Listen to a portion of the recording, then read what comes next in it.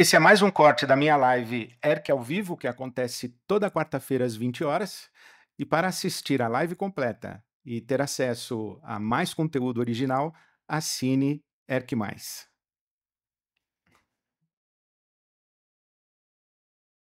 O espírito que procede de Deus, ele usa seres humanos, mas ele não usa suprimindo a identidade, suprimindo a pessoalidade desse seu instrumento, dessa pessoa que está sendo usada. Por isso, é muito importante treinamento, leitura, repertório, experiência de vida. E por isso é que Paulo vai dizer para Timóteo, olha, não imponha precipitadamente as mãos sobre ninguém, não. Ninguém neófito, ninguém inexperiente. Não dê autoridade para pessoas novas. Elas não se desenvolveram, elas não cresceram. Então, eu fico me perguntando o seguinte, olha, uma criança que está falando no púlpito, ela está instrumentalizada pelo Espírito Santo, mas o Espírito Santo leva em consideração a criança, o Espírito Santo não incorpora na criança e fala suprimindo a consciência da criança.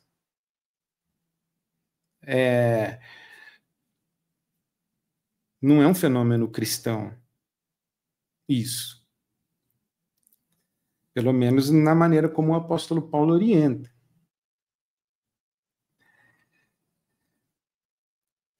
Ou a criança está mimetizando, ela aprendeu aquilo, ela aprendeu o trejeito, ela aprendeu o vocabulário, ela aprendeu o maneirismo e o vocabulário. E ela foi vestida com terninho e ela sai falando o que mandaram ela falar, o que ensinaram ela a falar, o que ela foi treinada para falar. É um comportamento mimético? Ela está imitando alguma coisa que ela já viu ser feita? Porque você acha mesmo que uma criança com 4, 5 anos de idade, com 6 anos, 7 e mais, com 15 anos de idade, tem essa capacidade desenvolvida de articulação,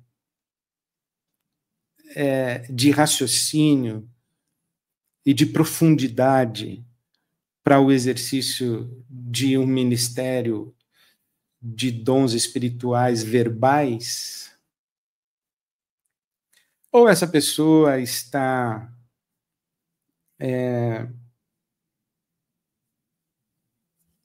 sendo usada pelo Espírito de Deus, mas ela é um canal pouco qualificado ainda para ser usada. E aí você diz, então por que o Espírito Santo vai usar? É uma boa pergunta. O fato é que o apóstolo Paulo disse, quando alguém levantar e disser que Deus está falando pela sua boca, julgue. E julgue coletivamente. Porque é muito perigoso você acreditar em quem se levanta e diz, Deus falou comigo.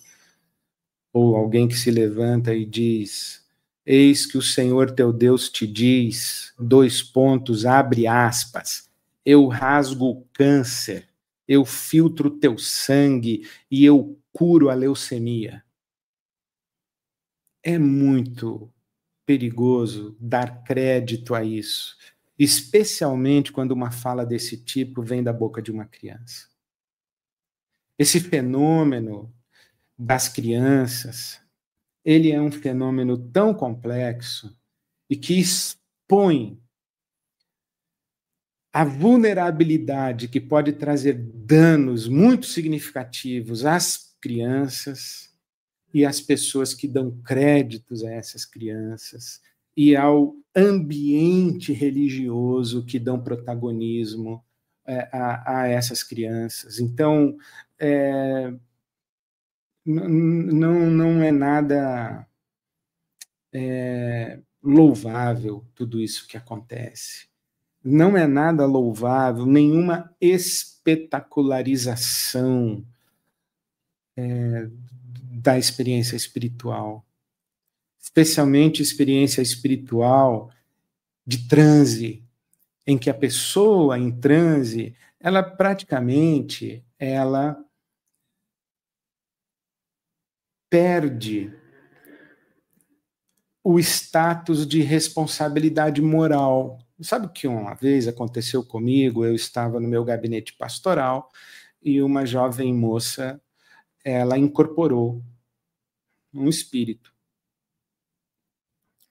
E eu estava com a minha discipuladora e orientadora espiritual cuidando dessa moça. E lá pelas tantas, a minha orientadora disse: Ed, lê para esse espírito aí a crucificação de Jesus. E essa moça disse: não vai ler. Aí eu pensei comigo, agora que eu tenho que ler, né? Ela falou com uma voz que não era dela e com um olhar que não era o dela. E disse: não vai ler. Eu não sei se você já teve essa experiência de ser olhado, olhada por uma pessoa que incorporou um espírito e você perceber ódio. Eu tive essa experiência aquele dia. Poucas vezes na minha vida eu recebi um olhar com tanto ódio quanto aquele dia. E daquela boca veio a seguinte expressão: não vai ler a crucificação de Jesus. Aí eu pensei comigo, agora que eu vou ler. Abri a minha Bíblia, uma Bíblia Vida Nova, novinha.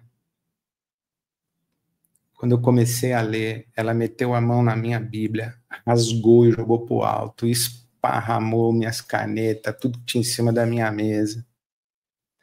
E depois que ela voltou ao seu perfeito juízo, ela olhou para aquela confusão toda e começou a chorar e ela dizia assim: pastor, não fui eu que fiz isso. Não fui eu. Não fui eu. Que fenômeno é esse? Como é que você explica esse fenômeno? Surto psicótico? Uma experiência psíquica? Um delírio? Foi uma pessoa que, num determinado momento, por razão X, Y ou Z, perdeu o controle sobre o seu corpo, a sua mente, e agiu. Por isso é que o apóstolo João diz assim: amados, não creiam em qualquer espírito, mas examinem os espíritos para ver se eles procedem de Deus. Porque muitos falsos profetas têm saído pelo mundo. Vocês podem reconhecer o Espírito de Deus deste modo, 2 pontos. Todo espírito que confessa que Jesus Cristo veio em carne procede de Deus. Mas todo espírito que não confessa Jesus não procede de Deus.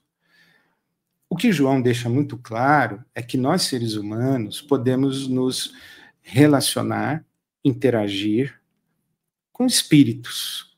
E João diz: cuidado, veja se o espírito procede de Deus ou não. Por isso que um dos dons espirituais que o apóstolo Paulo lista em Coríntios capítulo 12 é o dom de discernimento de espíritos. O que eu quero dizer com isso tudo, e eu quero colocar em caixa alta, negrito, sublinhado. Eu não estou fazendo nenhuma afirmação sobre os pregadores mirins e sobre Miguel Oliveira. O Ed falou, não falei nada sobre ele, eu falei sobre um fenômeno. E o que eu quero falar principalmente é que o fenômeno e a experiência espiritual dentro da nossa tradição cristã não suprime a nossa inteligência, a nossa consciência e a nossa responsabilidade de julgar aquilo que a gente está vendo e ouvindo. E você não pode transferir essa responsabilidade de julgar, discernir, escolher se você vai acreditar naquilo e se submeter àquilo a ninguém. É você quem tem que fazer isso daí. Por isso que Jesus disse, olha, cuidado com os falsos profetas, eles vêm a vocês vestidos de peles de ovelhas, mas por dentro são lobos devoradores, vocês os reconhecerão por seus frutos. E durante muito tempo eu pensei que os frutos eram os frutos na vida dos profetas, que seriam falsos ou verdadeiros. Mas eu entendi que pode ser isso verdadeiro, o fruto da vida dele ou dela, mas também os frutos da ministração desses profetas e profetisas na minha vida. Essas palavras geram o que em mim? Medo, culpa, alimentam a minha ganância, me infantilizam, me desresponsabiliza da minha peregrinação e da minha jornada espiritual? Ou essa ministração desses profetas gera na minha vida um fruto de maturidade, de libertação do medo e da culpa, um fruto de generosidade, um fruto de quebrantamento e humildade em que eu me torno acolhedor do meu próximo, que eu não julgo, um fruto de humildade a partir do qual eu não me julgo superior, isso não gera em mim soberba, orgulho, vaidade, eu não olho ninguém de cima para baixo, muito pelo contrário. Que fruto essa ministração espiritual gera na minha vida? É isso que você tem que se perguntar, e é isso que você deve exercer essa prerrogativa e essa sagrada responsabilidade que Deus te deu de olhar para toda a fenomenologia religiosa espiritual, entendendo que na tradição cristã ela passa pelo entendimento, pela consciência, pelo discernimento e pela razão humana, que não é suprimida na experiência com Deus. Por isso é que eu digo, a experiência espiritual cristã é suprarracional, mas não é irracional. Ela implica uma interação com o Espírito de Deus, mas ela não suprime a nossa mente, a nossa consciência e a nossa responsabilidade como seres humanos na nossa relação com Deus e seguidores de Jesus Cristo, o nosso Senhor.